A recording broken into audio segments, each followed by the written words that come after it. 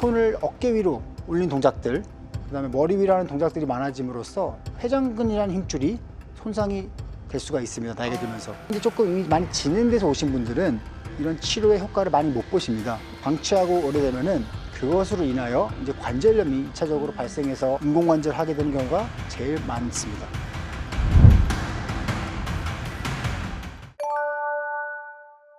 어깨 인공관절이 511건밖에 안 되었는데 네. 최근 2020년 통계를 보면은 거의 7배 이상이 늘어날 정도로 어깨 인공관절 수술 건수가 많이 늘었다는 게 알 수가 있습니다. 저희가 이제 뭐 동물처럼 네 발로 다니는 거 아니기 때문에 어깨는 사실은 우리가 하중이 가해지거나 이렇게 중력의 영향을 많이 받지는 않습니다. 네. 하지만 반대로 어깨는 우리가 손을 어깨 위로 올린 동작들, 그다음에 머리 위로 하는 동작들이 많아짐으로써 회전근이라는 힘줄이 손상이 될 수가 있습니다. 나이가 들면서. 방치하고 오래되면은 그것으로 인하여 이제 관절염이 2차적으로 발생해서 인공관절을 하게 되는 경우가 제일 많습니다. 인공관절은 관절이 있는 부위라면 어느 부위나 다 가능한 건가요?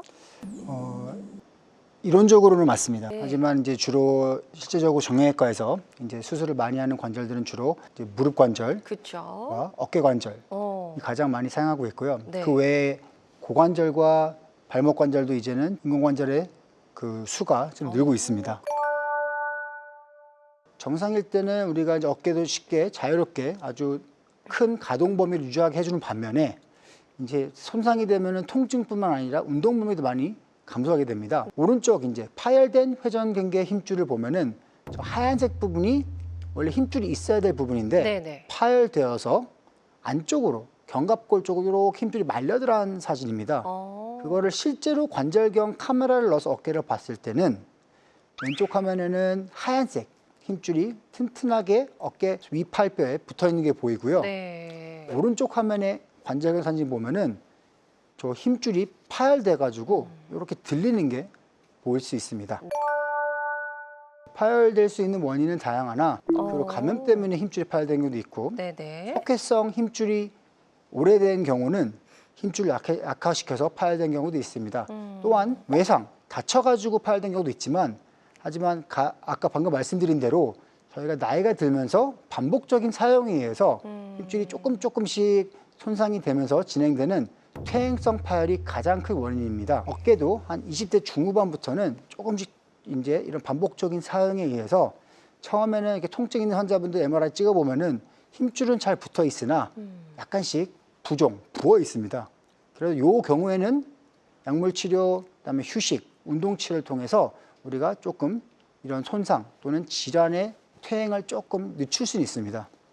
이제 2단계를 보시면은 주로 한 3, 40대부터 나타나기 시작하는데 단순한 부종이 아니라 중간에 있는 관절경 사진을 보시면은 이제 힘줄이 약간 해지는 것처럼 보이기 시작합니다. 약간 이렇게 찢어진 것처럼. 네네네. 이게 이제 2단계 보통 한 40대 이때부터 나타나기 시작하고요. 또 이 상태에도 다행히 우리가 바로 수술하진 않고 또 우리가 약물 치료, 이제 주사 치료 같은 게 좀 필요할 수도 있습니다. 이 단계에 대해서는 또는 이제 강화 치료 같은 걸 해봄으로써 조금 더 이제 우리가 수술 안 하고 조금 지켜볼 수는 있으나 3단계가 돼가지고 완전히 힘줄이 뼈에서 전체적으로 파열되면은 이 경우는 이제 우리가 수술적인 치료를 고려해야 되는 단계가 됩니다.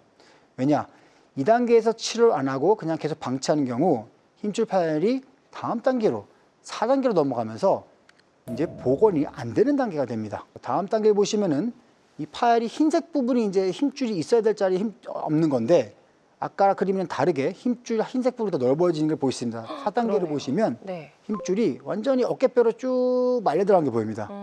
이 상태는 수술을 할 수는 있으나 원래 본인 힘줄을 다시 원위치로 당겨오기는 불가능합니다. 너무 많이 말려 네. 들어가서 이런 경우는 이제 우리가 어떻게든 관절 연골을 살리려고 인공 힘줄 또는 본인 힘줄 다른 데서 이렇게 빌려와서 이식하는 조금 더 큰 치료가 필요하고 사실 네. 결과가 조금 좋진 않습니다. 예후가 좋기도 어렵겠군요. 하지만 4단계도 이제 지나가 버리고 이제 자세히 보면은 밑에 사진 보면은 동그란 뼈랑 위에 있는 이 견봉 어깨뼈의 공간이 완전히 붙어 있습니다.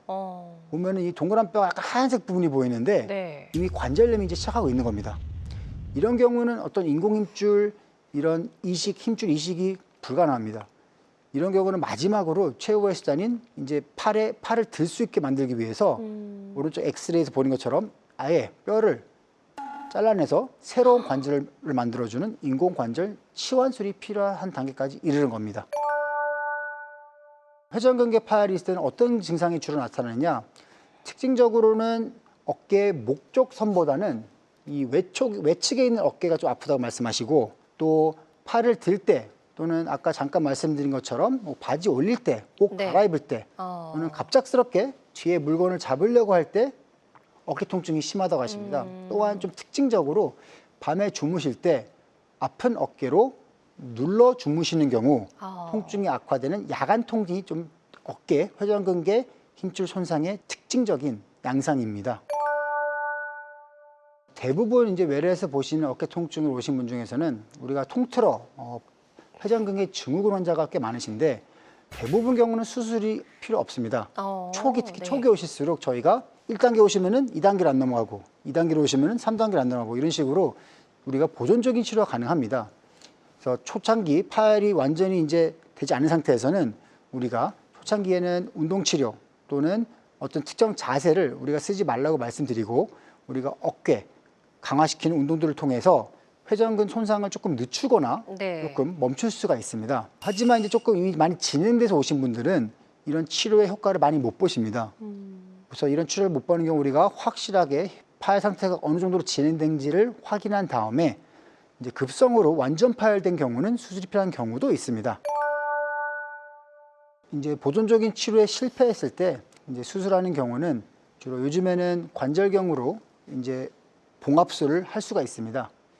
예전에 한 30년 전만 해도 회전근개 파열을 수술할 때는 이 화면의 왼쪽에 보이시는 것처럼 크게 한 6, 7cm 이상 절개를 통해서 피부를 절개하고 또 근육을 절개하고, 그래서 힘줄을 다시 봉합을 하여야 됐습니다. 최근에 내시경 어깨 수술이 이제 많이 발전하면서 이제 오른쪽 화면처럼 1cm보다 작은 구멍 한 3, 4개를 통해서 네. 웬만한 파열은 다 봉합할 수 있는 단계에 이르렀습니다. 정형외과뿐만 아니라 모든 이 외과 계열에서는 갈수록 이 비침습적 절개를 적게 해서 치료가 더 우수한 결과가 나오고 있고요. 어깨 관절에서도 그림에서 보다시피 저희가 한 3mm 정도밖에 안 되는 카메라를 관절에 정확하게 투입하면은 네. 관절의 웬만한 병변을 다 볼 수 있으며, 특히 회전근개 파열은 이 관절경으로 상당히 잘 진단도 되고 치료가 잘 되고 있습니다. 작은 절개를 통해서 우리가 회전근개 파열의 양상을 MRI에서 보인 것도 중요한 소견이지만, 더 확실한 소견은 카메라를 넣어서 직접 보는 겁니다. 그러면은 MRI랑 우리가 비교해서 우리가 예상한 대로 파열이 발견되면은 거기에 맞는 우리가 봉합술을, 이제 봉합술 방법도 여러 가지 있는데, 이제 봉합술을 우리가 판단을 해서 이 밑에 아래 화면처럼 파열됐던 힘줄을 원래 위치로 당겨와서 이렇게 복원시키면은 적절한 재활을 하면은 거의 정상 힘줄로 평생을 쓰시는 분들이 많습니다. 어깨가 아프다고 무조건 어깨 관절 문제 아닐 수도 있다. 그리고 항상 계속 아프고 양상이 조금 다르면은 목에 대한 검사랑 치료가 필요하시다 말씀드리는데요. 구별법을 한번 보겠습니다. 네. 어깨가 아픈 경우는 아까 잠시 말씀드렸지만 이 외측 네. 주로 아프다 많이 하시고, 목에서 신경이 디스크나 뼈에 눌려서 아픈 경우는 환자분들 주로 이렇게 어깨선, 목에서 어깨선을 내려오는 부분 아프다고 많이 말씀하십니다. 네. 위치가 조금 다르고요. 또는 후방 부위, 어깨 완전 후방 부위가 아프다고 하신 경우, 또는 통증이 팔을 따라 내려간다. 정확하게 모르겠는데 어딘가 어깨가 좀 애매모호하게 아파하신 분들은 주로 목에서 오는 경우가 많습니다. 또한 이제 목에서 신경이 들려 아픈 경우는 팔을 안 들고 가만히 있어도, 아니면 특정 목을 약간 돌리거나 회전시킬 때 증상이 악화된다는 경우는 우리가 목 디스크에 의한 어깨 통증을 많이 의심하고요. 네. 반면에 회전근 문제거나 또는 뭐 관절 와서 문제일 때 어깨 통증이 있는 경우는 주로 팔을 들 때, 돌릴 때 아프다고 하시는 경우가 더 많습니다. 네. 이런 것만으로도 이제 환자분들이 한번 본인 통증이 언제 나타나는지 한번 생각해 보시면은 네. 약간 구별을 하실 수 있을 것 같습니다. 네. 이런 환자분들이 제 오시면 조금 마음이 아픈 케이스인데요.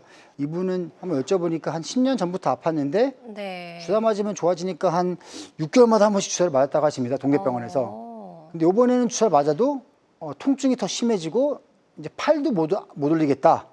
그래서 검사를 해보니까 아까 말씀드린 대로 요 힘줄이 원래 요 뼈에 붙어 있어야 됩니다. 근데 이렇게 말려 들어간 상태입니다. 네. 다른 단면도를 보면은 요만큼 힘줄이 붙어 있을 부위가 다 이미 힘줄이 말려 들어가서 기능을 못 하고 있는 부위였습니다. 이런 경우는 나이가 많으시고 사실은 이제 힘줄이 기능이 많지는 않지만 연골이 그래도 아직은 건강한 편이셔서 인공관절하기 좀 아까워서 환자랑 우리가 상의한 다음에 한번 인공 힘줄과 본인 힘줄을 최대한 살려보기로 했습니다. 네. 그래서 들어가서 보신 관절경 사진입니다. 힘줄을 저희가 원래 위로 당겨보고 하는데도 안 옵니다. 아. 이런 경우는 다시 봉합이 안 되기 때문에 우리가 특수한 이런 인공 힘줄로 덮어준 다음에 본인 힘줄도 최대한 살려가지고 올 때까지 당겨 올 때까지 복원을 시키면은 그래도 어깨 기능을 살릴 수 있고 조금 더 버틸 수가 있습니다. 수술 전후 MRI를 보시면은 아까 말씀드린 힘줄이 말려 들어간 상태에서 정상적으로 여기부터 힘줄이 이분은 말려 들어간 겁니다.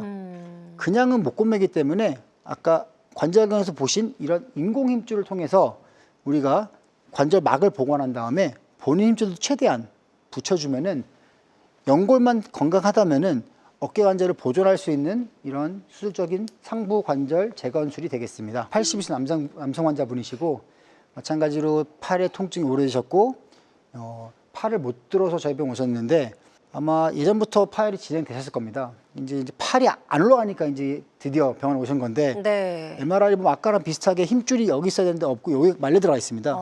그리고 여기에 이 동그란 뼈가 있어야 되는데 지금 많이 올라간 게 보입니다. 이 상태에서는 만약 아까처럼 젊으신 분이면은 우리가 많은 고민했을 겁니다. 인공 힘줄로 한번 어떻게 살려볼 건지. 하지만 연세가 많을수록 인공 힘줄 수술이 실패하는 경우가 많습니다. 재수술하는 경우가 많기 때문에 네. 이런 경우 환자분의 나이와 또 다른 힘줄의 상태를 고려해서 인공관절을 하는 경우가 더 환자한테 결과가 좋고 팔을 사용하는데 회복 재활 기간이 짧습니다. 그래서 이 환자분은 우리가 인공 힘줄로 어렵게 복원시키지 않고 나이가 많으셔서 아까 말씀드린 수명이 한 20년 이상 되기 때문에 바로 인공관절 시환술을 한 다음에 한 2달부터는 거의 일상생활이 가능하셨던 분이십니다.